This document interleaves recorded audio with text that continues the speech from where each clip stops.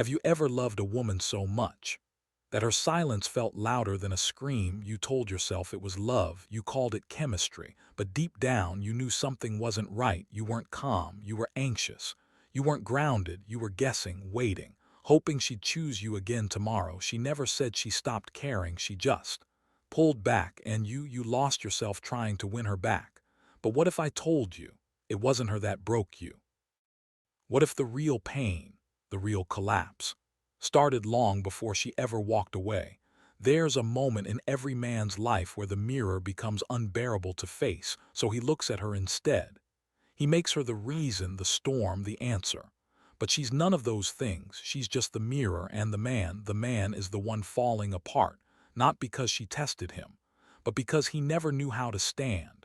There's something I discovered, and it changed everything. But it wasn't comfortable, it wasn't sweet, it was brutal. And it forced me to ask the question no man wants to face. What if it's not her? What if it's me? Thank you for being here.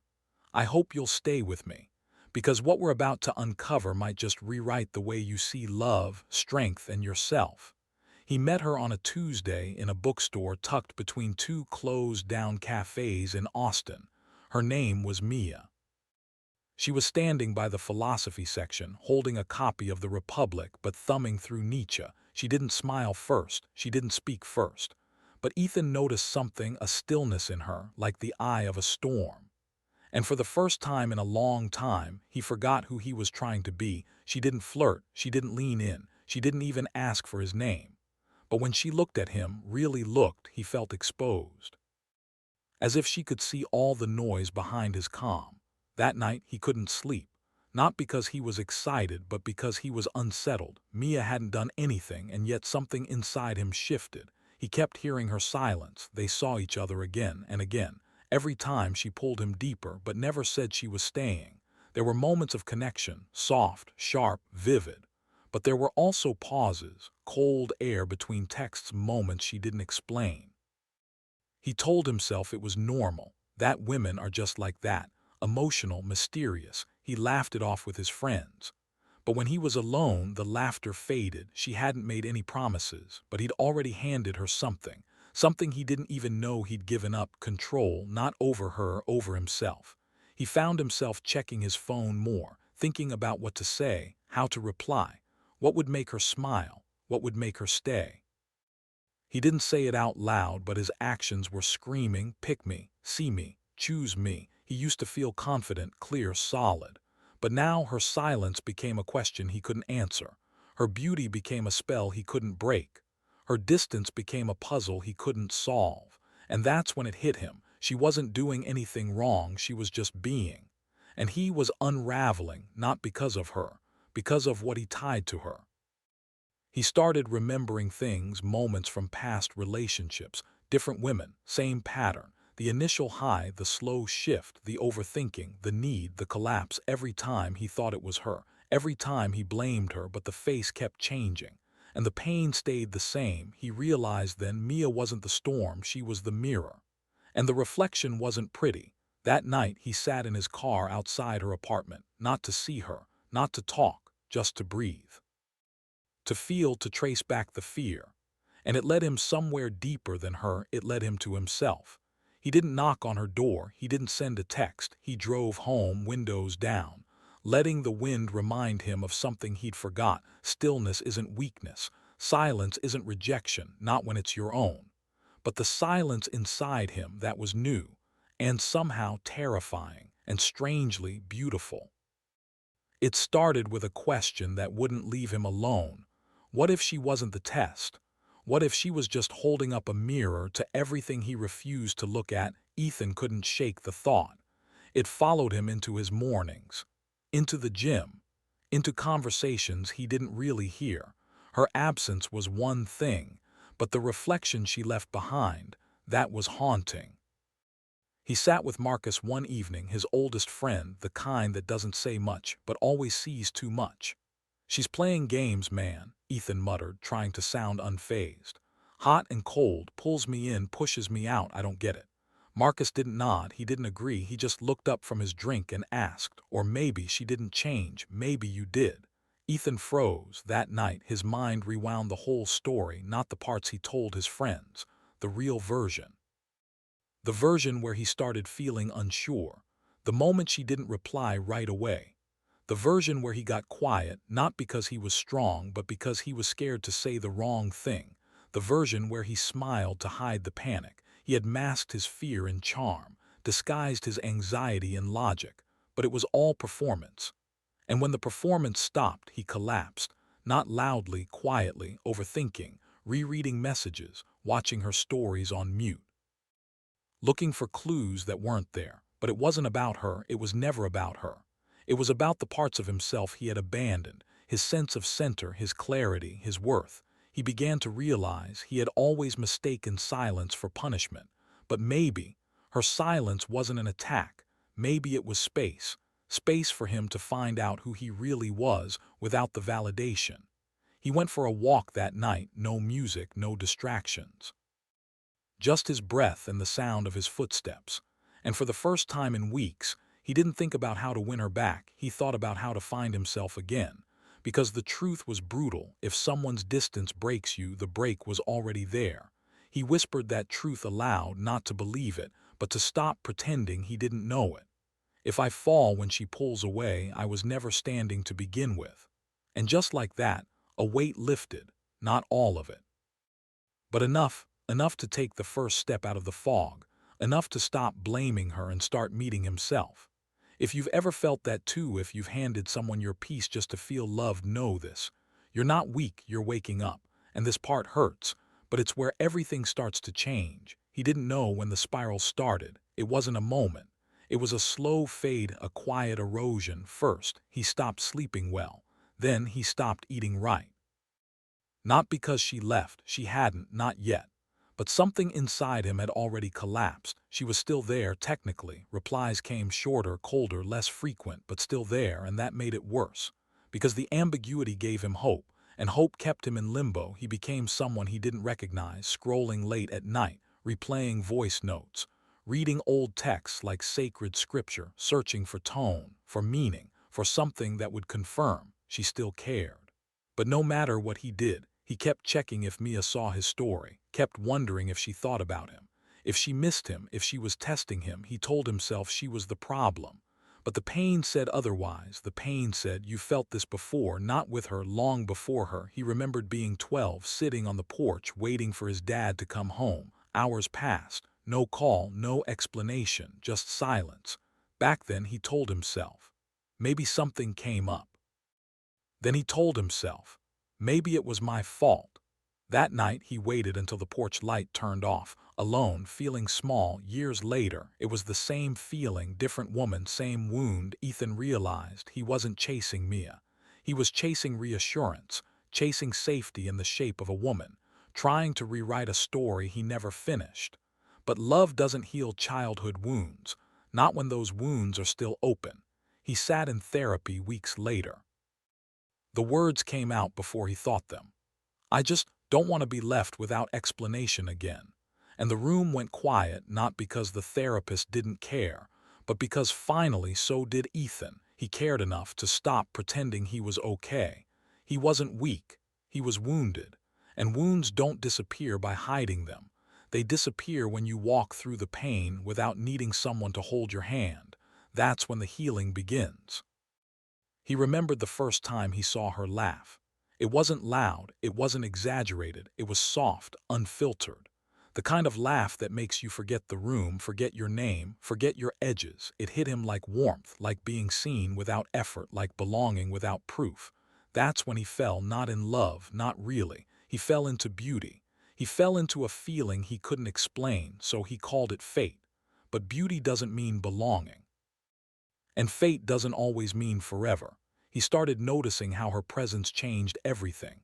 When she walked into a room, the energy shifted, not because she tried, but because she didn't. He used to think strength meant not noticing. But now he was intoxicated by her hair, by her eyes, by the way she held silence like a sword. He wanted to be near her, not for conversation, not for connection, just to feel that feeling again. But what was that feeling? He called it love. But it was something else. It was escape, Escape from boredom, from routine, from himself. Her beauty was more than physical. It was the way she moved through life unapologetically, the way she didn't explain, the way she made him feel like he was part of something sacred. Even when she didn't say a word, he mistook that feeling for truth. He thought, if she's this beautiful, then being near her must mean something. But that's the trap. Beauty is the bait. And not because she's manipulative, because nature designed her that way, to protect herself, to attract, to filter, to test, not by words but by presence. By the very thing that made him lean in and lose his ground. He thought her beauty promised safety. But beauty is not safety. Beauty is an invitation to see if you'll give yourself away just to stay close. And he almost did. He started to abandon pieces of himself. He agreed when he didn't mean it. He changed his schedule, softened his tone, dimmed his edge, not because she asked him to, but because he thought, if I just make her feel special enough, she'll stay. But she wasn't looking for that. She wasn't looking for a mirror that reflected her. She was looking for a wall that wouldn't move, a center that didn't collapse, a man who could admire beauty without bowing to it. And Ethan wasn't that man yet. If you've ever felt that too, if you've ever lost your ground chasing a beautiful silence, let this be your turning point. You weren't foolish for falling, you were just unrooted. And now it's time to come back to yourself. Because true strength begins where obsession ends, and clarity begins where fantasy fades. It was a Thursday afternoon when he met Sophia, not planned, not romantic. Just two strangers reaching for the same green juice in a downtown market. They laughed briefly, exchanged glances. She smiled but didn't linger. There was no spark, no weight, no Mia. But something about her lingered in his mind hours later, not her face, not her scent, her presence. It was different, subtle, composed. Weeks passed. They crossed paths again at the gym, in a coffee shop, in silence. And somehow a conversation began. Sophia wasn't flirtatious. She wasn't mysterious, she was clear. When she liked something, she said it. When she disagreed, she didn't sugarcoat. And Ethan found himself relaxing, not performing, not calculating, just being. Then one night she said something that pulled him back into old habits. They were talking about relationships. She laughed mid-sentence and said, "Most men fall apart as soon as they realize I'm not easy to keep." The words hit him, not because they were arrogant, because they were true. He had been one of those men, with Mia, with others, maybe even now. He smiled politely, but inside, something stirred. What did she mean? Not easy to keep. Was it a warning, a challenge? His mind started scanning, reading tone, analyzing intent, trying to predict her next move. And that's when he caught himself. He was doing it again, testing her words, looking for traps, trying to decode her like a puzzle. But she wasn't the problem. She wasn't hiding anything. She wasn't even testing him, not consciously. But nature doesn't ask permission. Sophia wasn't toying with him, she was just being honest. And honesty, for a man still wounded, feels like a test, but it's not a trick, it's a mirror. And this time he saw it clearly. The test wasn't hers, it was his reaction. Would he lose center again? Would he tighten up, overthink, try to please? Or would he breathe, hold ground, stay present? He chose the breath. He chose stillness. And the moment he did, the conversation changed. Not because she shifted, but because he did. He stopped trying to pass her test and started observing his own. That's the thing no one tells you. Women don't test you to break you, they test you to see if you're real. If you'll stay grounded when their winds change. If you'll remain clear when their waters rise, not to hurt you, to feel safe with you. He didn't respond to Sophia's comment with charm. He didn't change the subject. He just said calmly, maybe falling apart is the first step toward becoming someone worth keeping. And she smiled, not with flirtation but with recognition, because something inside her knew this man wasn't here to chase her, he was here to meet himself. And for the first time, so was she. It was during a quiet weekend, alone in a cafe, that Ethan began to see what he had missed for years, not in Mia, not in Sophia, but in himself, and in other men. He watched them fidgeting, posturing, glancing at their phones between every sip of coffee, waiting for messages, checking for views, smiling too much, laughing too loud, men who looked confident, until silence entered the room. And when it did, they shrank. Not physically, energetically. Ethan saw himself in them. He remembered those moments clearly now, overcorrecting when she got quiet, flooding her inbox with double messages, trying to win back her warmth like it was a reward he lost. He thought he was being loving, but really, he was being loud, loud with need, loud with fear, loud with the kind of desperation that women don't hear but feel. And the more he looked, the more it hurt. Because once you see it, you can't unsee it. The man who lights up only when she approves. The man who dims down when she withdraws. The man who calls it love but lives like a hostage to validation, to attention, to permission. He remembered telling himself, I just want to make her happy. But beneath that was something uglier. I just want her to tell me I'm enough. And that's when it hit him. No one can give you enough when you don't believe you are. He didn't need her to love him harder. He needed to love himself quieter. Without the performance, without the chase, without needing an audience, that's when he realized why her silence cut so deep. Because it matched the silence inside him. The silence he had been running from for years. The silence that whispered, you're not complete unless she says you are. He didn't cry that day. He didn't break down. He just sat there, feeling the full weight of that truth. And for the first time, he didn't run. He let it hurt. He let it burn. Because this pain wasn't a punishment, it was a purge. The old version of him was dying. And in its place, a man was being born, one who no longer begs, one who no longer performs, one who doesn't confuse love with survival. And if you've ever been that man, if you've ever twisted yourself into shapes just to be enough for someone, breathe. You're not alone. And this part of your story doesn't have to be the end.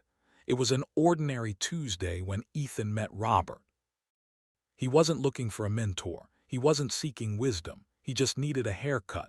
The barbershop was small, quiet, one chair, no music, just the soft hum of clippers and the occasional creak of leather.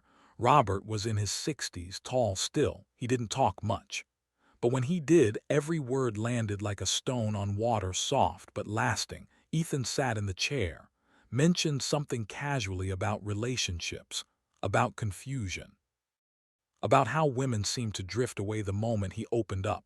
Robert didn't laugh. He didn't offer sympathy. He simply said, women don't leave because you open up. They leave because you collapse. The clippers buzzed. Ethan froze. What do you mean? He asked. Robert didn't explain. He just kept cutting until finally he said, when a man forgets who he is, she has no choice but to remember for him. And sometimes that means walking away. It wasn't judgment. It was clarity. And it cracked something open inside Ethan. He thought strength was in words, in presence, in charm, but Robert had none of that. And yet the room bent around him. Ethan noticed how Robert never rushed, how he moved with intention, how he didn't need to prove anything. Even in silence, he led. And that's when it became clear power isn't in posture, it's in presence. Not the loud kind, the quiet kind. The kind that says, I know who I am even when no one's watching. Ethan started asking questions about love, about leadership, about fear. Robert didn't give answers, he gave questions back. What do you do when she tests you? What do you feel when she's cold? What part of you disappears when she leaves? Each question was a mirror, and Ethan, for the first time, didn't flinch, because he had stopped looking for reassurance. He had started looking for roots. Robert once said, a woman will test you not to hurt you, but to see if your ground is real. If you move, she can't rest. That line stayed with Ethan for days. He thought about Mia, about Sophia, about every woman who once pulled away. They weren't running from him, they were running from his collapse. Because no one feels safe with someone who needs them to feel strong. Strength is quiet, it doesn't chase, it doesn't yell, it doesn't shrink, it holds. And that is the kind of strength she respects, not the kind that begs to be loved, but the kind that loves without begging. Ethan didn't need more words after that, he just needed practice and presence. And he found both not in books but in silence. The same silence that once haunted him now became his home. He didn't plan to see her again. But life has a way of folding circles just when you think the story is done. Mia walked into the same cafe that afternoon. Same eyes, same silence. But Ethan wasn't the same. He didn't freeze, he didn't reach, he didn't perform. He just looked up, smiled gently, and returned to his tea. No games, no tension, no chase, just presence. She noticed, not because he made her notice, but because something had changed in the way he sat, the way he breathed, the way he didn't need her to look. She ordered her drink, walked past his table, paused, then turned. "Hey," she said. He looked up again, calm. "Hey."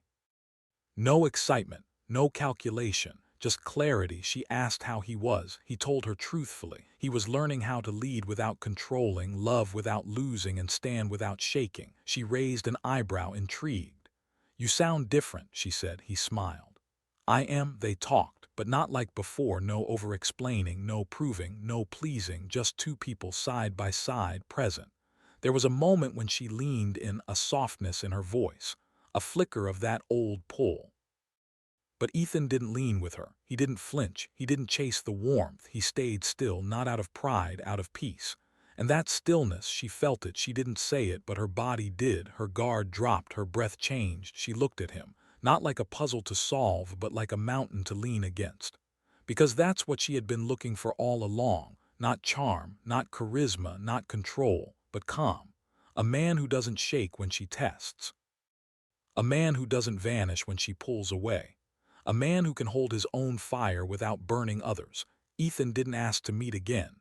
He didn't ask what she was thinking. He didn't need to, because now he saw her clearly, not as the prize, not as the answer, but as a woman, complex, beautiful, ever-changing, and most of all, not his to control. She smiled before leaving. A real one this time, not the kind that pulls you in, but the kind that respects who you've become.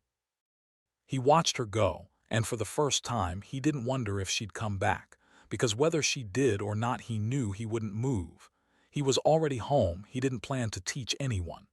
But when clarity enters a man, it doesn't stay silent, it radiates, and people feel it. One evening, Ethan was at the gym, not lifting heavy, just moving with presence. A younger guy approached, nervous, restless energy. The kind that lives in men who are waiting for a text that hasn't come. "Can I ask you something?" he said. Ethan nodded. "How do you stop caring so much when she pulls away, when she gets distant? How do you stay calm?" Ethan paused, not because he didn't have an answer, but because the question deserved stillness. He looked at the kid, not as someone below him, but as someone walking where he once stood. "You don't stop caring," he said. "You just stop abandoning yourself." The young man blinked. Ethan went on. "You think she's the storm, but the storm started inside you long before she ever arrived. She just brought it to the surface." That conversation turned into more walks, coffee, questions that went deeper than dating. The young man asked things Ethan once feared asking himself. What if I'm too sensitive? What if I'm not enough? What if women don't want a man like me? And every time, Ethan didn't offer comfort, he offered truth. You're not too sensitive, you're just disconnected from your strength. You are enough, but not if you keep looking to her to prove it. She doesn't need you to be perfect, she needs you to be stable. The younger man started showing up differently, not louder, not tougher, just clearer. He started breathing slower, listening more, needing less. And one day he told Ethan she came back. Ethan smiled.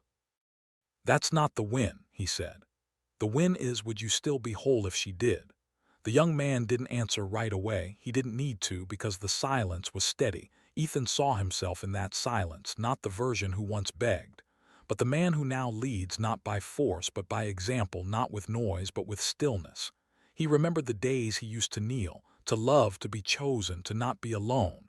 But now he stood, not on ego, not on fear, but on truth.